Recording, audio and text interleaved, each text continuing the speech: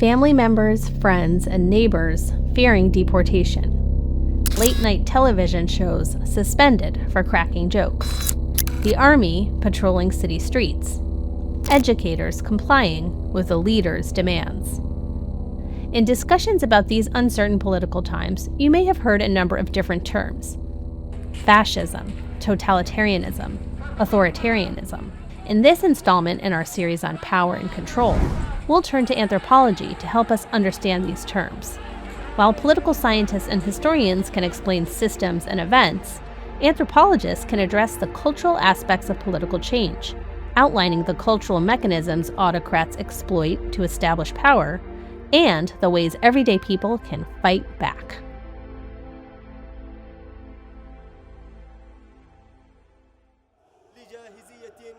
When talking about outside state power and the role it plays in the lives of everyday citizens, there are some words you may have heard quite frequently: authoritarianism, totalitarianism, and fascism. But are these all the same? Authoritarianism refers to the political system of autocracy, where one single leader holds decision-making power no matter the will of the people. This is unlike a democracy, where leaders are chosen and many major leadership and policy decisions are made through voting.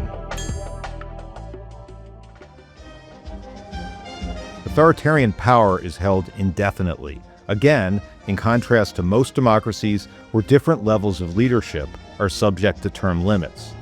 Typically, this powerful leader and centralized government represses dissenting parties or views, removes civil liberties, and enforces conformity by force or other means of intimidation. But there can be a fair amount of variation in authoritarian rule. On September 13th, a woman named Mahsa Amini was detained by Iran's morality police for improperly wearing her hijab. She was loaded into a van where she was reportedly beaten and then transferred to a detention center where she collapsed and fell into a coma. 3 days later, she died at the hospital, and protests broke out. As a result, Iran shut down the country's internet. The so-called morality police patrol the streets to enforce the regime's strict dress code. They mostly target women and how they wear the hijab, and will either fine them or arrest them and take them to detention centers. They are one part of the repressive state apparatus that wields power over Iranians, but far from the only one. Fascism is a kind of authoritarianism, where a far-right, one-party state exerts far-reaching power, led by an all-powerful dictator. Fascism is a one-party state, classically, with an all-powerful dictator at its head, meaning no more separation of powers, no independent judiciary. Mussolini in the 1920s coined the term fascism. He also said everything in the state, nothing outside the state. So the state reaches into areas that in democracies the state has no place. There's no more trade unions except the state unions. Employers and employees were in the same union, and that tells you what kind of union it was. Fascist governments are typically expansionist, looking to extend their territory by force if necessary. But the violent force of a fascist government is directed not just outward at foreign nations, but also at its own people. Fascist powers often enlist everyday citizens into paramilitary acts of intimidation or informing. Fascism is a cult of the leader who promises national restoration in the face of supposed humiliation by immigrants, leftists, liberals, minorities, homosexuals, women, in the face of what the fascist leader says is a takeover of the country's media, cultural institutions, schools by these forces. And that's why you need a really macho, powerful, violent response. The fascist leader says he will solve the problem. Totalitarianism is similar to fascism in that it refers to a political system where one all-powerful ruler and party holds power and authority. The state aims to penetrate every facet of life and is enforced through violence, coercion, and repression. But while fascist governments are typically far-right governments, totalitarian governments can also be far left. Mussolini, the Italian fascist leader, came up with the phrase totalitario, but certain communist regimes such as the Soviet Union under Stalin and China under Mao Zedong were also considered totalitarian. No matter where they start on the political spectrum, totalitarian governments will try to supplant pre-existing legal, political, and even social and cultural conventions with new ones that all work to eradicate or suppress nonconformity of opinion and impose an official ideology on its citizens.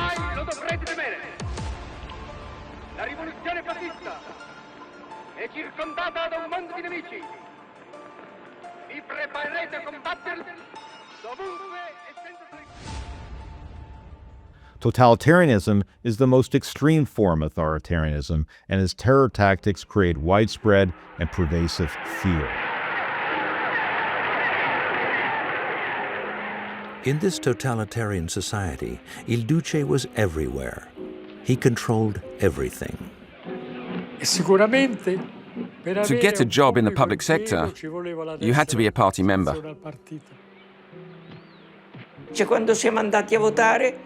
When we went to vote, it was like voting in public. We were down below and they were above us, and so they could see what we marked on the slip. Either you're with us and you do what we tell you to do, or you'll have problems. You'll lose your job. You'll lose your benefits. Mussolini scared people, that's all. You could be thrown in jail simply for saying, fascism is a disgrace.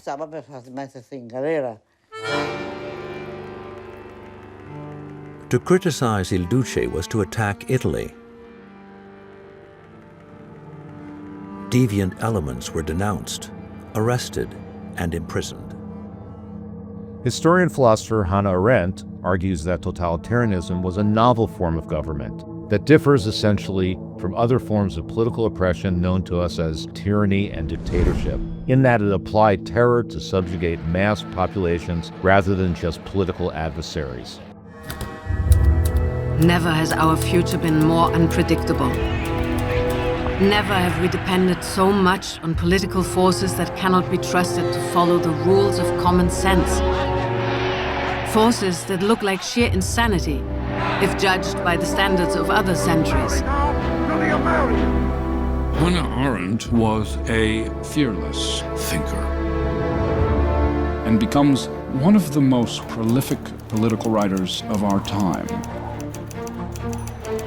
Anti-Semitism had been a feature of her life. Hannah Arendt saw this. She was there. She was living there. She escapes Nazi Germany, and she boards a boat bound for the United States. And that's where she writes, The Origins of Totalitarianism.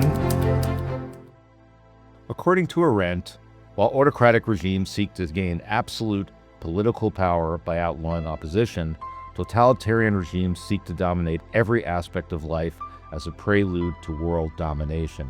Thus, she notes, intellectual, spiritual, and artistic initiatives are far more dangerous than mere political opposition. Total domination does not allow for free initiative in any field of life. Totalitarianism in power invariably replaces all first-rate talent, regardless of their sympathies, with those crackpots and fools whose lack of intelligence and creativity is still the best guarantee of their loyalty.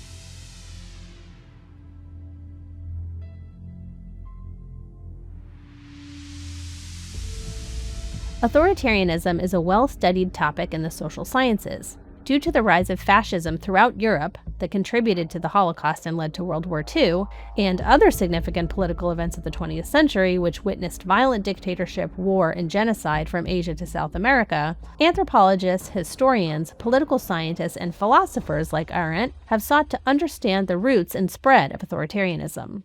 One key question driving this research is whether there are certain societal, cultural, or psychological conditions that set the stage. It has been thought that the roots of authoritarianism may lie in human psychology. In other words, certain people may be predisposed to prefer authoritarian power, while others may be predisposed to take that power.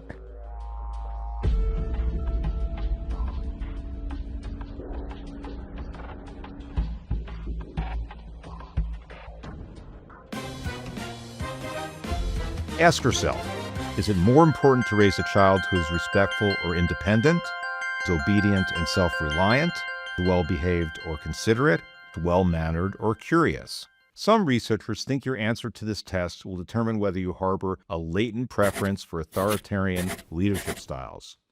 Those who choose the first option for all the questions ostensibly skew authoritarian, assuming that opinions on parenting translate into political leanings. About 30% of people demonstrate such leanings, no matter what culture they are from.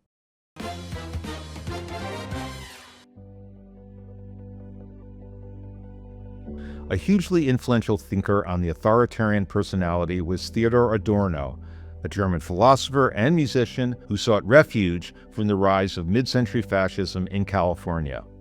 While there, along with colleagues at UC Berkeley, he published a book about it. To try to predict why some people become fascist followers, Adorno placed authoritarian tendencies on an F scale, based around indicators like a cynical or disdainful view of humanity, aggression, discipline and submissiveness to power, conventionalism, anxiety about sexuality, superstition, anti-intellectualism, and an opposition to the subjective and imaginative tendencies of the mind. As for those who seize authoritarian power, they appear to fit a certain profile too. Simply put, would-be authoritarian leaders tend to be charismatic narcissists who capitalize on societal worry and unrest to put forth their own agenda, build their own wealth, and sediment their own influence. Typically, they are men who project an outwardly macho persona, signaling virility and strength while privately succumbing to paranoia and sycophantic flattery. It has been debated whether authoritarian leaders exhibit heightened psychopathic traits. Jay Anderson asks, what are the most common personality traits tyrants and dictators possess? They are narcissists, meaning they care only about themselves. Dictators attract attention and adulation because they tend to be very charismatic. So they're very good performers. They're very good orators. They will do anything to preserve their power. Dictators tend to be paranoid. They construct something called the inner sanctum. And this is an inner circle of advisors. And very common is that it includes family members. They also end up in this kind of cocoon where they start to believe their own propaganda and stop making good decisions. Vladimir Putin invaded Ukraine in 2022 without consulting his military or his economic specialists adequately. And so the military had huge losses at the beginning of the Ukraine conflict. More generals died than since World War II at the beginning because Putin did not listen to criticism and objective feedback.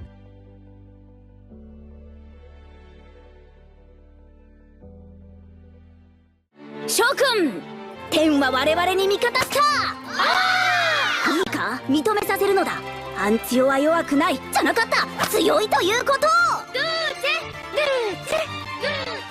While some individuals may be more psychologically predisposed to follow authoritarian styles of leadership than others, certain societal conditions may make this kind of power and leadership seem more appealing to larger numbers of people. Significant economic inequality or widespread economic hardship, for example, may make many people feel like democracy or other forms of pre-existing governance has failed them. Under these conditions, would-be leaders or ideas that once seemed ludicrous start to feel legitimate. How did Adolf Hitler, a tyrant who orchestrated one of the largest genocides in human history, rise to power in a democratic country? The Nazi Party was not initially popular. After they made an unsuccessful attempt at overthrowing the government, the party was banned, and Hitler jailed for treason. But upon his release about a year later, he immediately began to rebuild the movement. And then, in 1929, the Great Depression happened. It led to American banks withdrawing their loans from Germany, and the already struggling German economy collapsed overnight. Hitler took advantage of the people's anger, offering them convenient scapegoats and a promise to restore Germany's former greatness. To Robert J. Lifton, a psychohistorian who has studied totalitarian regimes, this conditional acceptance of totalitarian thought arises from deep-seated unconscious psychological motivations. When human beings fear death, they may seek to deny its power over them by channeling this fear into violence against scapegoat groups that are set up to represent a metaphorical threat to survival. Aligning with the psychohistorical perspective, some anthropologists argue that widespread authoritarianism can take hold of any seemingly democratic society. In fact, certain scapegoated subgroups may already be subject to authoritarian rule within broader democracies.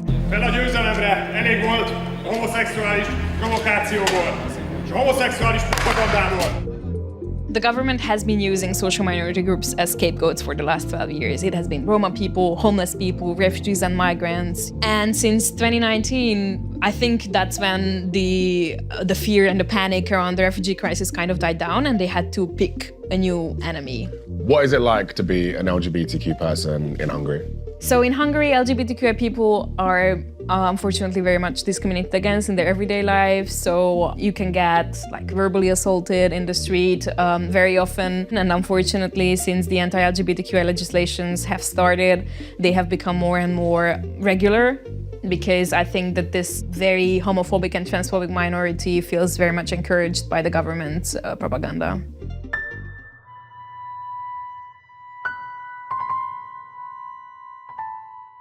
Here's the famous Aziz Butt. This is the guy. Aziz says his business was targeted and that he was harassed by federal authorities. FBI हमारे घर पे आके बैठ गई। वो कहते हैं कि जी यहाँ पे बड़े लोग आते हैं कि वजह क्या है? मैं कहा लोग आते हैं आपस में बैठते हैं गपशप लगाते हैं खाना पीना खाया यहाँ स्टोर पे हमारा। वो कहते हैं नहीं हमें इंस्ट्रक्शन है कि यहाँ पे मीटिंग होती है ख़ास किसी वजह से। उन्होंने क्या हमारी रिकॉर्डिंग की। फिर उन्होंने हमें दिखाया कि देख लो ये तुम्हारी रिकॉर्डिंग है। अगर आपने किसी ने उन आदमियों का नाम लिया होता या वो किसी को बात की होती तो आप सब फारग थे। People in the community were terrified of the FBI.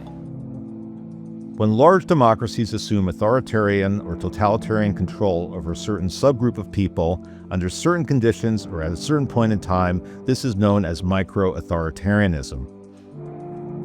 Anthropologist Alex Hinton is an expert on the totalitarian government of Pol Pot and the Khmer Rouge and the genocide they carried out in Cambodia. But he's also an expert on the rising threat of white nationalism and authoritarianism in the United States. In Hinton's view, it is a mistake to see democratic and authoritarian governments as opposites in a binary. Rather, if we want to prevent the rise of authoritarianism and avoid the mass atrocities that often come with it, we must understand the presence of anti-democratic tendencies and oppressive social forces within democratic governments. Understand that states can both be democratic and totalitarian at the same time, particularly when overarching democracies maintain subdomains where oppressed people live under totalitarian conditions. On December 7, 1941, the Empire of Japan launched an attack on the U.S. naval base at Pearl Harbor. In the following months, hundreds of thousands of Japanese Americans were rounded up and sent to internment camps under suspicion of disloyalty to the United States. Motivated by vocal outcries from politicians and military officials, FDR signed Executive Order 9066, empowering the U.S. Army to designate areas from which any or all persons may be excluded. He later formed the War Relocation Authority to establish 10 permanent camps, housing nearly 120,000 Japanese Americans, mostly from the western United States. 2/3 of those interned were native-born American citizens.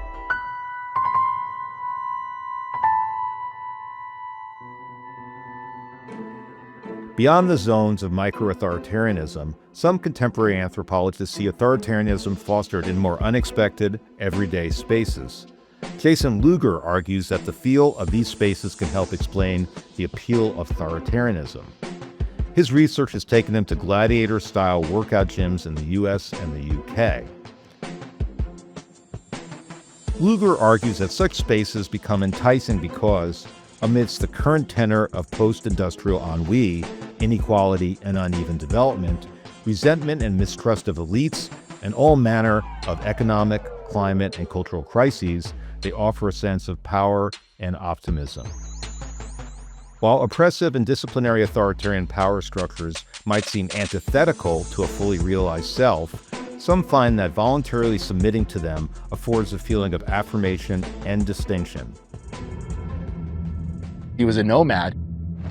He didn't really have a home or a gym. Ride or die. And now all of a sudden he feels the leadership in what he does. He feels a part of something. Let's go, John! Get off the side. Pop the fuck up, you pussy! Fucking doing this every fucking time. Victory! Let's go, China man! Let's go, no win! You're quitting! That's the only way out of it, bro. You're fucking done. This is his home, and that was really because of the atmosphere that we were able to set. You're better than everybody. So don't hurt people. Jemiah is just a fucking cunt. The prey becomes the predator. In gladiator gyms, an authoritarian ethos is tied to an experience of shared joy, available excess, and an embodied sense of self-improvement. This sense of pleasure and efficacy is often elaborated with political and religious signs and symbols of authoritarian power, arguably paving the way for an acceptance and even appreciation of authoritarian power in wider society. So that, as Lugerr says, gym workouts, the feel of an iron bar, can amplify the desire for subservience and discipline, strength, and paternalism, key hallmarks of authoritarianism. When we think about authoritarianism, we may initially imagine it only to be found in the extreme totalitarian governments of the mid-20th century. But equating authoritarianism with only these examples is misleading and potentially dangerous. In order to fight authoritarianism, we must be able to recognize it in our own nations and communities. Anthropology shows how authoritarianism and democracy aren't opposites, but rather exist in tandem. Authoritarianism is a form of power that may be at first only appealing to a minority of people or only applied to a minority of people. But in certain circumstances, this authoritarian power can take hold and grow. Do you think certain aspects of culture, like parenting styles or workout communities, can be translated into political movements or affiliations? Why or why not? Thanks for watching. I hope you enjoyed this video. If you want to learn more, here are some useful resources in the description below. Don't forget to like and subscribe to get your regular dose of anthrodorphins. Stay tuned for part 2 of this video on authoritarianism, where we'll explore how authoritarian regimes build and cement their power, what the consequences are, and what everyday citizens can do about it.